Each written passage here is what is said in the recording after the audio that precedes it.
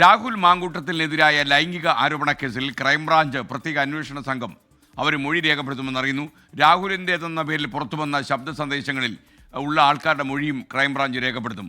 രാഹുലിനെതിരെ 10 പരാതികളാണ് ഇതിനകം ലഭിച്ചത്. മേഘന മുരളി തിരുവനന്തപുരത്ത് ഈ വാർത്തയുടെ കൂടുതൽ വിവരങ്ങൾ നൽകാൻ മോർണിംഗ് ഷോയിൽ ചേരുകയാണ്. മേഘന, ഗുഡ് മോർണിംഗ്. ഓണമൊക്കെ വന്നോ? ഓണം അടുത്ത് എത്തിയ പിന്നെ പറയൂ.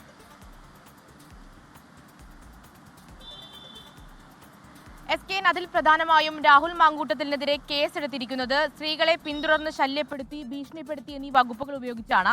ക്രൈംബ്രാഞ്ചാണ് നിലവിൽ ഇപ്പോൾ കേസ് അന്വേഷിക്കുകയും ചെയ്യുന്നത്. എന്നാൽ അതിൽ 10 പരാതികൾ ക്രൈംബ്രാഞ്ചിന് ലഭിച്ചിട്ടുണ്ട്. പക്ഷേ ഇപ്പോഴുള്ള ഒരു വെല്ലുവിളി എന്ന് പറയുന്നത് സ്ത്രീകളാരും അല്ലെങ്കിൽ ഈ ലൈംഗികാരോപണം ഉന്നയിച്ച ആരും ഇതുവരെ നേരിട്ട് ക്രൈംബ്രാഞ്ചിനോ അന്വേഷണ സംഘത്തിനോ പരാതി നൽകിയിട്ടില്ല എന്നുള്ളതാണ്. മൂന്നാമത് വ്യക്തികൾ, അതായത് ഈ മാധ്യമങ്ങളുടെ വാർത്ത കേട്ടറിഞ്ഞ 10 പേരാണ് ഇപ്പോൾ പോലീസിൽ അന്വേഷണ സംഘത്തിന് പരാതി നൽകുകയും ചെയ്തിട്ടുള്ളത്.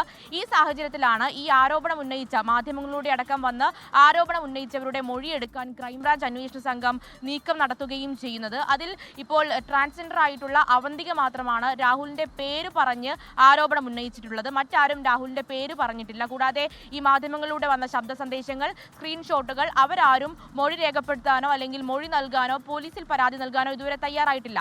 അതുതന്നെയാണ് ക്രൈംബ്രാഞ്ചിന് ഏറ്റവും വലിയൊരു വെല്ലുവിളിയായി അന്വേഷണത്തിൽ നിൽക്കുകയും ചെയ്യുന്നത്. ആ ഒരു സാഹചര്യത്തിലാണ് ഈ ആരോപണം ഉന്നയിച്ചവരെ അന്വേഷിച്ച് കണ്ടെത്തി അങ്ങോട്ട് ചെന്ന് മൊഴി രേഖപ്പെടുത്താൻ ക്രൈംബ്രാഞ്ച് ഒരുങ്ങുന്നത്. ഈ മൊഴിയിൽ ശക്തമായ തെളിവുകൾ ലഭിച്ചാൽ മാത്രമേ അന്വേഷണം മുന്നോട്ട് നീങ്ങുകയുള്ളൂ എന്നൊരു പ്രതിസന്ധിയുമുണ്ട്.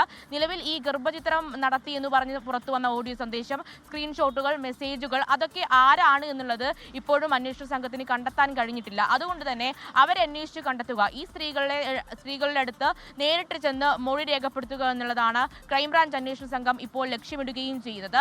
ആ ലക്ഷ്യം പൂർത്തീകരിച്ചാൽ മാത്രമേ, അല്ലെങ്കിൽ ഈ സ്ത്രീകൾ കൃത്യമായി മൊഴി നൽകിയാൽ മാത്രമേ രാഹുലിനെതിരെയുള്ള പരാതി ശക്തമാവുകയും അല്ലെങ്കിൽ ആ കേസ് മുന്നോട്ട് പോവുകയും ചെയ്യുകയുള്ളൂ എന്നുള്ള കാര്യം ഇപ്പോൾ അന്വേഷണ സംഘം വ്യക്തമാക്കുന്നുണ്ട്. നിലവിൽ 10 പരാതികൾ ലഭിച്ചിട്ടുണ്ട്. പക്ഷേ ആ 10 പരാതികളും നൽകിയിട്ടുള്ളത് തേർഡ് പാർട്ടികളാണ്. ഈ മാധ്യമങ്ങളിലൂടെ ഈ വാർത്ത കേട്ടറിഞ്ഞവർ, പൊതുപ്രവർത്തകർ എന്നിവരാണ് ഇപ്പോൾ പോലീസിൽ പരാതി നൽകുകയും ചെയ്തിട്ടുള്ളത്. അതിന്റെ അടിസ്ഥാനത്തിലാണ് കേസ് രജിസ്റ്റർ ചെയ്തത്. എന്നാൽ ഈ ആരോപണം ഉന്നയിച്ചവരുടെ മൊഴി രേഖപ്പെടുത്തുക എന്നുള്ളത് തന്നെയാണ് ഏറ്റവും പ്രധാനപ്പെട്ട കാര്യം. അതിൽ ഈ ശബ്ദ സന്ദേശം അടിസ്ഥാനമാക്കി, അതുപോലെ തന്നെ പുറത്തു വന്ന തെളിവുകൾ അടിസ്ഥാനമാക്കി ആണ് അന്വേഷണം നടക്കുന്നത്. അതുപോലെ തന്നെ ഈ ശബ്ദ സന്ദേശം അത് രാഹുലിൻ്റെതാണോ എന്ന് സ്ഥിരീകരിക്കേണ്ടതുണ്ട്. അതും ക്രൈംബ്രാഞ്ചിന് മുന്നിലുള്ള ഒന്നാമത്തെ നടപടിയാണ്. മുഖ്യമന്ത്രി തന്നെ രാഹുലിനെതിരെ അന്വേഷണം നടത്തും, അതിൽ നടപടികൾ ഉണ്ടാകുമെന്ന് നേരത്തെ പറഞ്ഞിരുന്നു. അതിന്റെ ഒന്നാമത്തെ നടപടിയായിട്ടാണ് ഇപ്പോൾ ക്രൈംബ്രാഞ്ച് ഈ ആരോപണം ഉന്നയിച്ചവരുടെ മൊഴിയെടുക്കാൻ നീങ്ങുന്നത്. ലോകത്തെവിടെയായാലും ഏത് സമയത്തും 24 വാർത്തകളും ഓഗ്മെന്റഡ് റിയാലിറ്റി പാക്കേജുകളും എക്സ്പ്ലെയിനറുകളും വിശദമായി കാണാൻ ഞങ്ങളുടെ യൂട്യൂബ് ചാനൽ നിങ്ങൾക്ക് സബ്സ്ക്രൈബ് ചെയ്യാം.